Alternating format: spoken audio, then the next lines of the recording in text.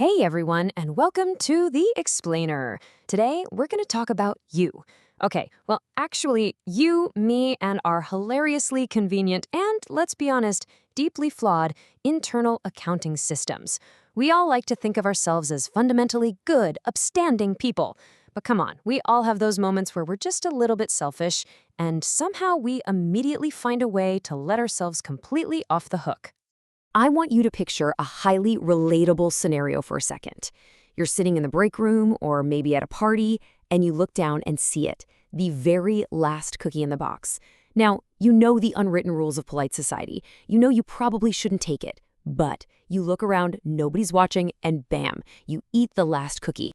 But here's the funny part. Literally 5 minutes later, you find yourself practically lunging across a hallway just to hold the door open for a total stranger.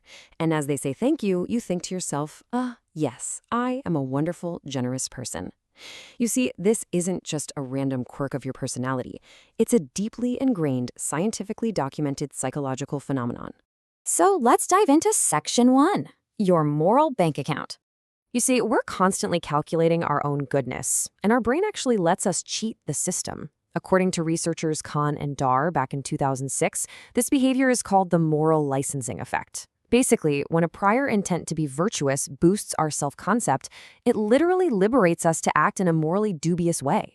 In plain English, doing one good thing magically gives us permission to be a little bit bad. Like you bought a reusable water bottle, so obviously it's totally fine if you leave your shopping cart right in the middle of the parking lot, right? I mean, you've earned it. And then we have the exact reverse of this, which is called moral cleansing. This is that frantic scramble to do something good right after we've messed up. Say you just snapped at your coworker for no reason.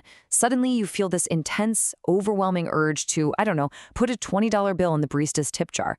You're doing a prosocial behavior specifically to restore your moral self-image, all because you secretly perceived your previous action as unethical. This whole dynamic perfectly illustrates what researchers call the moral bank account model. Think of your sense of self-worth as a giant ledger. Your good deeds are deposits or moral credits, and bad deeds, those are withdrawals, moral debits. We're constantly tallying these up because we want to maintain a positive balance. We want to look in the mirror and see a good person. But here's the kicker, and this is so true. We rarely aim for absolute perfection. We really just want to be good enough. As long as we've got enough credits in the bank, we feel perfectly justified making a sneaky little withdrawal. And this urge to balance the books can even be entirely symbolic. Have you ever heard of the Macbeth effect? Studies actually show that when people are reminded of their moral failings, or even just asked to write about a time they acted unethically, they suddenly become much more attracted to physical cleaning products. Like, they will literally choose a free antiseptic wipe over a pencil. When our moral bank account dips into the red, we physically try to wash away our sins just to feel clean again. Which brings us to Section 2, Virtue, Vice, and Supermarkets. To see this battle of good and evil play out on a daily basis, researchers in Japan did something absolutely brilliant. They attached these little RFID tracking devices to shopping carts to literally map out our moral inconsistencies in real time as we wander the aisles. They tracked the paths of thousands of customers just to see how buying one type of product influenced their very next purchase.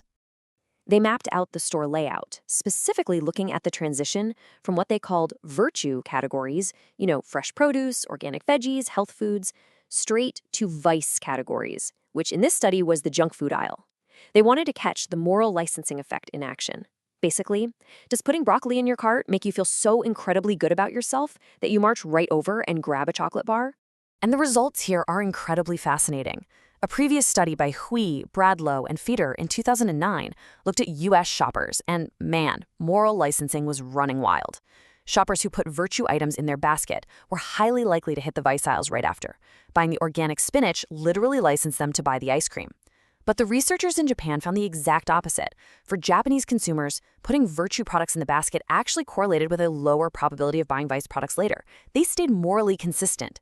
So depending on where you are in the world, your moral accounting math might look completely different. Let's move on to Section 3, the brain's accounting department. So what is actually happening biologically? Meet the literal accounting department inside your brain, the ventromedial prefrontal cortex, or VMFC. A really cool study published in Cell Reports identified this as the specific region responsible for taking your abstract moral knowledge, your understanding of right and wrong, and integrating it into your daily behavioral decisions. Here is the wild part. Moral consistency is an active biological process. When researchers put people in fMRI scanners, they saw that morally consistent people, meaning the ones who judge their own behavior by the same strict standards they judge others, have high, stable, active VMPFCs. But the hypocrites? The people who cheat to make a quick buck but then harshly judge other people for doing the exact same thing, their VMPFC is basically asleep on the job. It's underactive. The connection between knowing what is right and actually doing what is right just biologically fails. Which takes us to Section 4, the cookie paradox. This biological negotiation brings us right back to that cookie metaphor we started with. And I would like to present to you a quote of profound philosophical weight, which was actually cited in a published philosophy paper by Dhar. Friend is someone to share the last cookie with. Yes, that is from The Cookie Monster. We all know the unspoken rule. It's terribly impolite to eat the last available cookie on a plate. But Dodd points out that our strict adherence to this rule creates a hilarious, impossible paradox. Let's walk through the absurd logic of the cookie rule loop.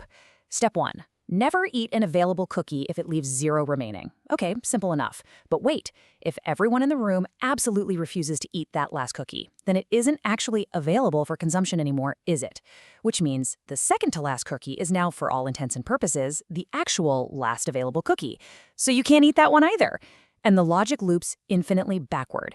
If everyone follows the rule perfectly, a plate of 100 cookies will sit untouched for all eternity, just because nobody wants to incur the moral debit of being the selfish one. Now for our final part, Section 5, the honest cheater. This extreme desire to avoid looking like a rule breaker brings us to a brilliant theory by researchers Nina Mazar and Dan Ariely called self-concept maintenance.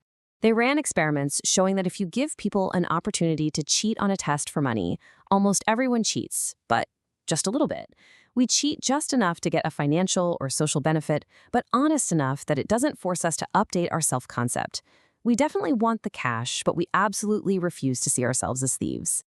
So how do we manage these cognitive gymnastics? Mostly in 2 ways. First, inattention to moral standards. In the heat of the moment, we just conveniently forget to check in with our moral compass. Second, categorization malleability. This one is my favorite. We simply renamed the bad deed so it sounds completely harmless. We aren't stealing office supplies. We're just borrowing a pen for home. We aren't lying. We're fibbing. By doing this, we stay within what they call the band of acceptable dishonesty. Our cheating flies safely under the radar of our own egos. And this perfectly shows why the standard economic model of crime is completely wrong. That model assumes we're cold calculators, just weighing the external risk of getting caught against the external cash reward. But the reality is so much weirder than that. We are primarily negotiating with our own internal reward system. We aren't afraid of the police. We are terrified of looking in the mirror and realizing we aren't the hero of our own story. Which leaves us with this final thought. We are deeply flawed, deeply funny creatures, constantly rewriting our own rule books just to make it through the day feeling like good people. So the next time you drop a bag of organic spinach into your shopping cart, take a second. Will your VMPFC step up and stop you from grabbing the ice cream in the next aisle? Or will you just rely on your hilariously convenient internal accounting system to balance the books? Thanks for watching this explainer. Keep a close eye on your moral bank account, and I'll catch you next time.